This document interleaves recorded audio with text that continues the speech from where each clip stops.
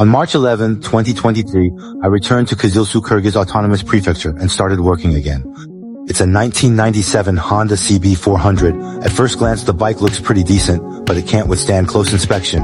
The exhaust pipe is badly rusted, the engine leaks oil seriously, and the wiring at the back is exposed and messy. I removed the rear seat and the upholstery just peeled right off. The gas tank isn't in much better shape. It feels like there are at least 5 layers of paint on it, and the rear fairing, it's even tied up with wire, and when you pull it off, you find it's glued together inside. But honestly, this kind of thing isn't a big deal for the two of us. The real problem is that the engine is leaking what looks like tap water. I think there's a high chance this engine is completely done for. Put on your gloves. Let's start fixing it from scratch. I finally managed to pull off this rusted seized chain. Back when I was 17 or 18, I could easily lift this 100-pound engine and the oil would just drip right out. But now, I need extra tools to help me, and honestly, the condition of this engine is really not great. I just hope that while we're fixing it, it doesn't give us too much trouble.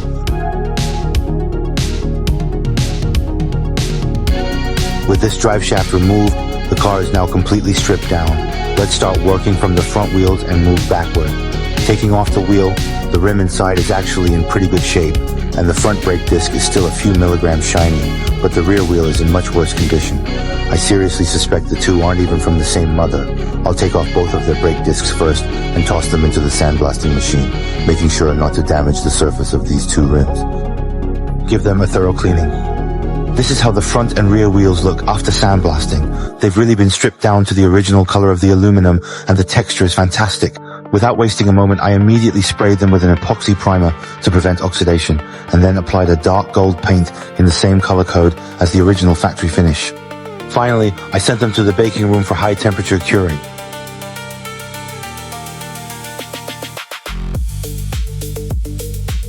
I used a simple method to make sure the valve stem wasn't leaking, then knocked out the bearings on both sides of the wheel with an iron rod. After cleaning off the old rust and debris, I installed new bearings back in. Now, both his front and rear wheels are basically sorted out, but according to the original factory maintenance manual, he still needs to do a dynamic balance. I don't have that specialized equipment, but that's okay. I can make one myself.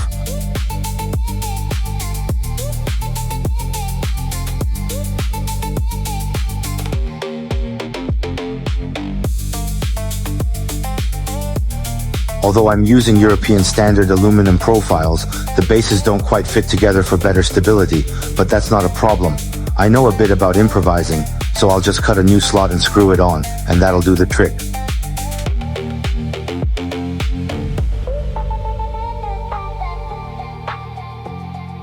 Once you put on this bearing and then attach the laser instrument, the wheel balancing device is basically done. It's essentially a horizontal frame that allows the wheel to spin smoothly on top so you can find the lowest point of the wheel. Then you add balancing weights in increments of 5 grams until the wheel can stay suspended at any position. That's basically how it works, and it seems like the accuracy is even a bit better than dynamic balancing. Explaining too much won't help you understand anyway, so it's more practical to just give you $6. Now that we've finished the static balancing, let's talk about our garage. We just have one more specialized tool now, and we can start working on his bike frame. It's also from 1997, and after all these years, it's only lost some paint. Amazingly, there's no rust at all.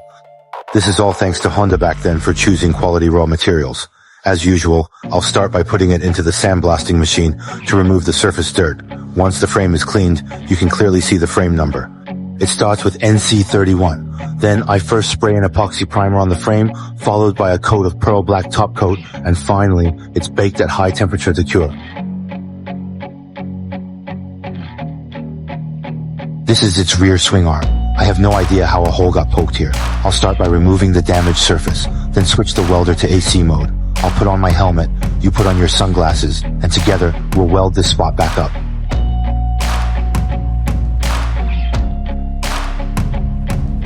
Ah, the hole is sealed now. The rear swing arm looks like it's fixed up, so now these parts can be reassembled together again. Now that the chassis and frame are basically sorted out, it's time for us to work on the engine. But with my scruffy beard, I don't really look the... Alright, let's go check out its motor now. This right here is its motor. Honestly, you could really call it old and worn out. You put on gloves and get back to work. but this job really feels a bit out of my league. I just drained the oil for him, and he immediately got my new gloves all smeared with oil. He really is a piece of work. And this piece of work doesn't stop there. I had just removed its side cover, and there was actually an iron film showing up here.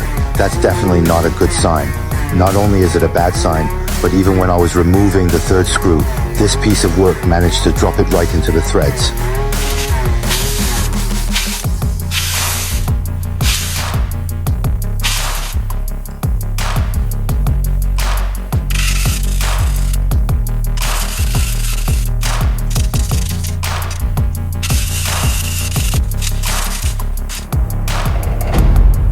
Wow, we really hit the jackpot. The top of his piston has been worn down to look like this.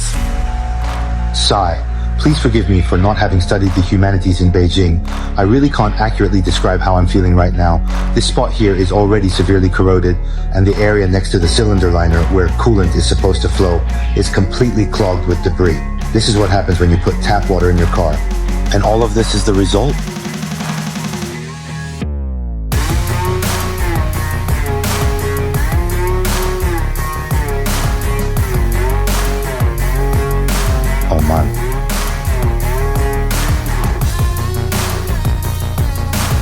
Now I've basically finished completely disassembling this engine. Its biggest problem is the severe wear on the connecting rod bearings. 3 out of 4 pistons are affected. This is all due to insufficient oil lubrication. Fortunately, the engine's connecting rods and crankshaft are still fine. However, out of the 16 valves in the cylinder head, 13 are not sealing properly, so fixing those is going to be a real hassle. Next up, please put on rubber gloves and then bend over to thoroughly clean all the internal parts of the engine.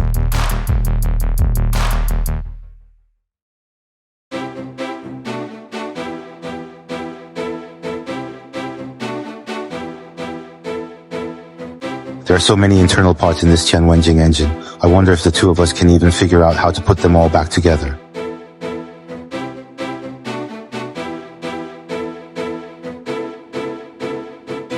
This is its cylinder head. You can see the sleeves here, and there's already a lot of carbon buildup inside. I think just scrubbing it lightly would be pointless. It looks like the two of us will have to use a bit more force on it.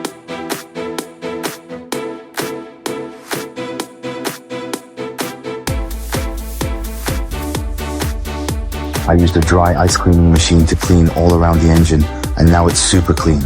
I also polished the cylinder head with 3000 grit sandpaper. The remaining small pits are negligible and won't affect its use. What you're seeing now is this engine. I've arranged all the parts neatly according to their size. Fortunately, there aren't too many components that need to be replaced, but the original factory parts are extremely expensive. I've replaced the piston ring set and the connecting rod bearings. Now get your mind ready. We're about to start assembling it.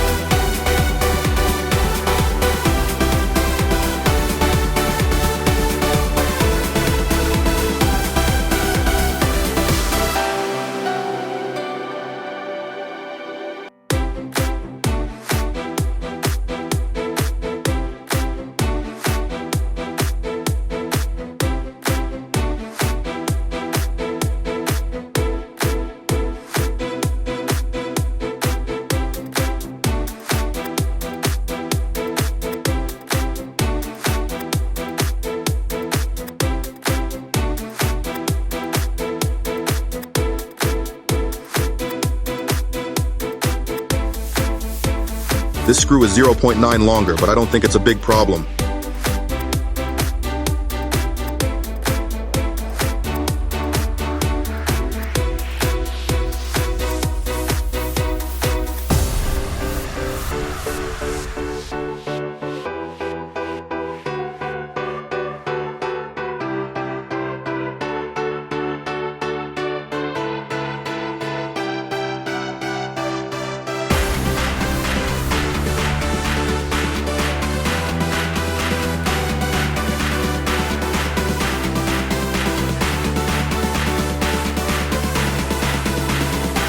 Once I installed this connecting rod, the engine is a little over 1/3 complete. Next, we need to clean it up. For these valve heads that don't seal properly, I first used a machine tool to remove the rust from the valve, and then I polished each of them one by one.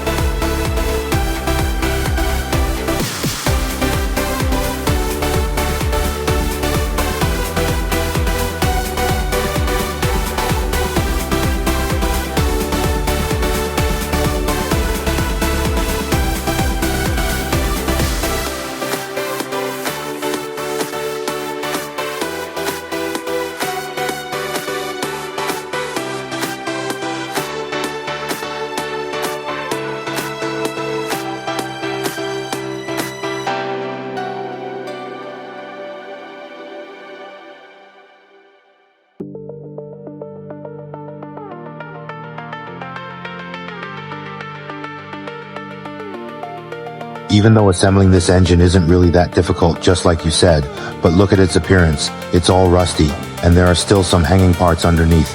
It looks like we need to do some sandblasting and surface treatment for it. Please put on your goggles. I'll do it. You can take off your safety goggles now. This is the original color of the casting itself, a grayish white, which looks really great. Next, we'll follow the usual steps. First, apply a high-temperature anti-rust primer, then spray on a glossy top coat, and finally bake it at high temperature.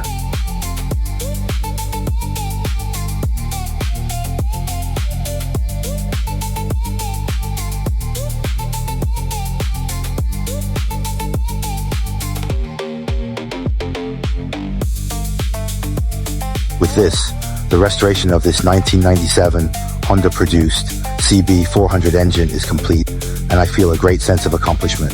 Now it can be reunited with its old sisters. Even this adjustable maintenance platform underneath it was something I made back in 2000, so I wouldn't have to sit on the cold ground to repair bikes in winter.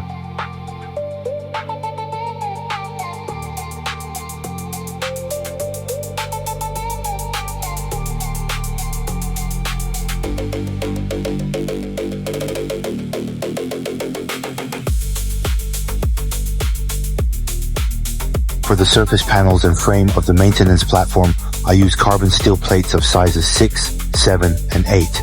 Just the materials cost me several hundred. The joints for the legs were also cut from large iron plates of size 30, then drilled and assembled. Once I finished assembling everything, I put the wheels on, and then I pushed it back to where it belongs. The inner support legs are connected using carbon steel plates of size 10, all stamped out together. The middle connecting plate is made from a 100 by 6 square steel tube, and the other side's connector is made from a bundle of size 35. Honestly, since I don't know how to calculate the pros and cons, I can only use large and thick materials to put it all together.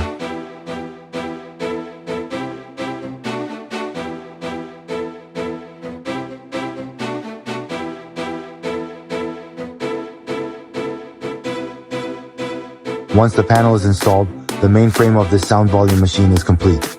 Next, as usual, I'll first apply primer to the bottom for protection, then paint the surface, and finally spray on your favorite green color.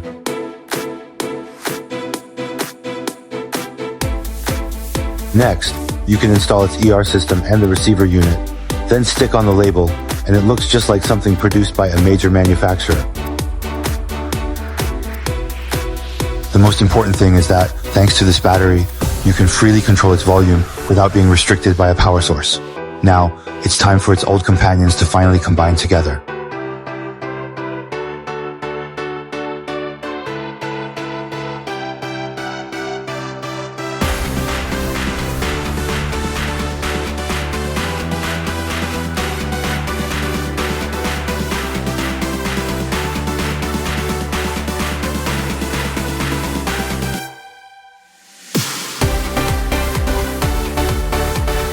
Now the main components are almost all installed, only this troublesome fuel tank is left.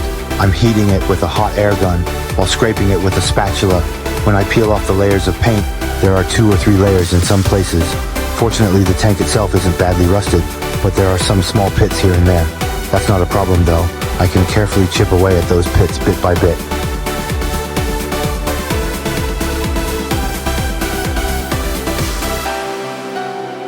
This is how the current fuel tank looks after cleaning it up. Next, I'll go straight to spraying primer on it, which is used for protection and repair. Since its surface is pearl white, I applied primer 4 to 5 times separately.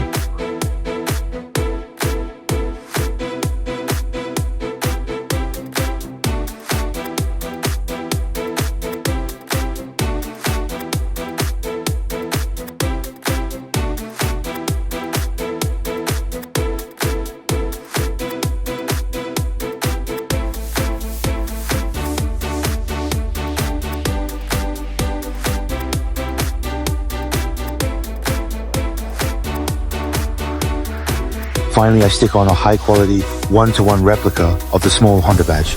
Now it's ready to be installed on the bike.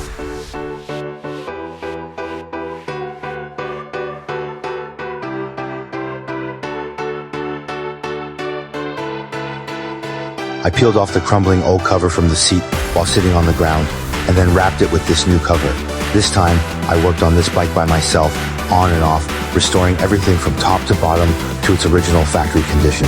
Now the two of us can try starting it again. Wish me luck.